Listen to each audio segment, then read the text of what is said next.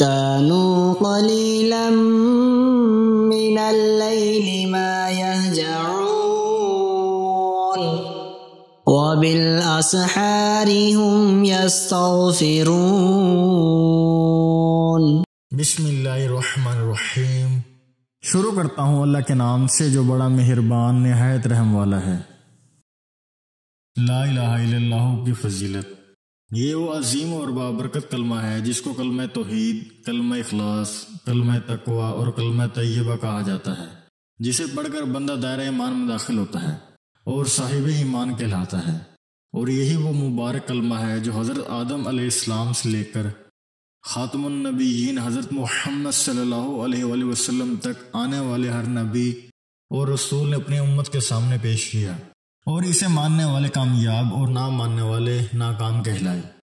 اس پاکیزہ اور مبارک کلمہ سے زیادہ عظمتوں اور فضیلتوں کا حامل کوئی اور کلمہ نہیں۔ یہی وجہ ہے خود حدیث میں اسے افضل ذکر اور افضل حسنات یعنی سب سے زیادہ افضل ذکر اور سب سے زیادہ افضل نیکی ہونے کا شرف اور مقام دیا گیا ہے۔ گویا ذکر کے تمام کلمات میں بندہ اس سے زیادہ کسی اور افضل کلمے کے ذریعے اللہ کا ذکر نہیں کر سکتا، کیونکہ یہی تو دین کی اصل ایمان کی جڑ ہے۔ لہذا جتنی زیادہ اس کلمہ کی کثرت ہوگی اتنی ہی زیادہ ایمان کی جڑ مضبوط ہوگی۔ خود حدیث میں بھی اس کی کثرت سے اس کا ذکر کرنے کی تعلیم دی گئی ہے۔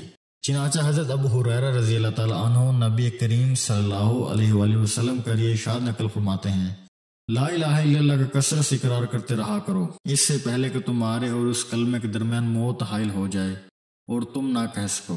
ہر صاحب ایمان کو چاہیے کہ وہ اپنے روزانہ کے معمولات میں اس کلمے کے ذکر کو لازمی شامل کرے اور خوب اہتمام اور کثرت کے ساتھ اس کلمے کو ورد زبان اور حفظ جان بنائے۔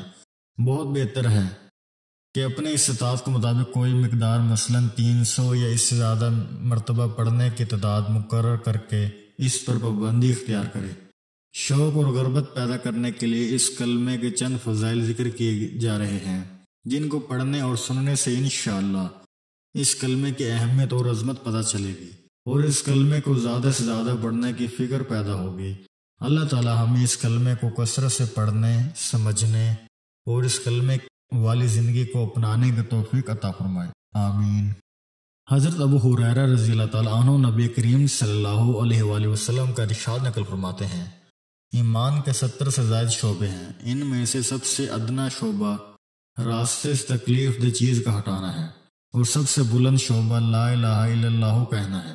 مسلم شریف کی روایت ہے، ایمان کا سب سے افضل شعبہ لا الہ الا اللہ ہے۔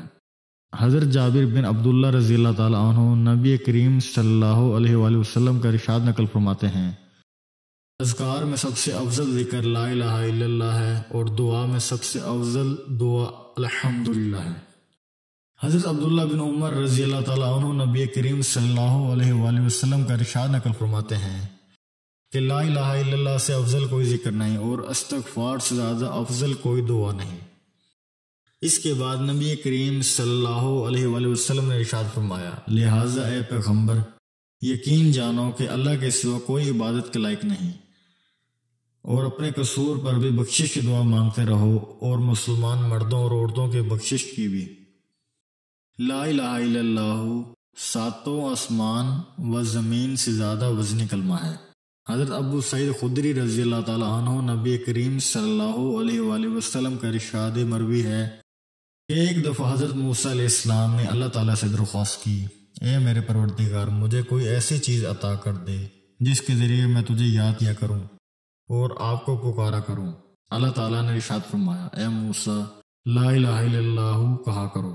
حضرت موسیٰ علیہ السلام نے عرض کیا، اے میرے پروردگار یہ کلمہ تو تیرے سارے بندے ہی کہتے ہیں۔ اللہ تعالیٰ نے پھر وہی ارشاد فرمایا، اے موسیٰ لا الہ الا اللہ کہا کرو۔ حضرت موسیٰ علیہ السلام نے عرض کیا، اے اللہ تیری سوا کوئی معبود نہیں، میں یہ چاہتا ہوں کہ تو مجھے کوئی ایسی خصوصی چیز عنایت فرما جو مجھ ہی کو عطا ہو۔ اللہ تعالیٰ نے ارشاد فرمایا، اے موسیٰ اگر تو 7 آسمان اور میرے علاوہ ان میں رہنے والے 7 زمینیں سب کچھ ایک پلڑے میں رکھ دی جائیں اور لا الہ الا اللہ کو دوسرے پلڑے میں رکھ دیا جائے تو یہ لا الہ الا اللہ کو پلڑا انہیں لے کر جھک جائے گا۔ ایک روایت میں ہے کہ آپ صلی اللہ علیہ وآلہ وسلم نے حضرت معاذ بن جبل کو نصیحت کرتے ہوئے فرمایا، جو شخص قیامت کے دن خلوص کے ساتھ یہ کلمہ لے کر حاضر ہوگا، اس کا یہ کلمہ ہر گناہ پر بھاری اور وزنی ہو جائے گا۔ اس طرح کے مزید اسلامک ویڈیوز کو دیکھنے کے لیے آپ ہمارے چینل اسلامک دو انفو کو سبسکرائب کریں تاکہ آپ کے پاس ہمارے نئے آنے والی ویڈیوز کو نوٹیفیکیشن بر وقت ملتا رہے۔ اللہ تعالیٰ آپ کو اپنے حفظ و امان میں رکھے، آمین۔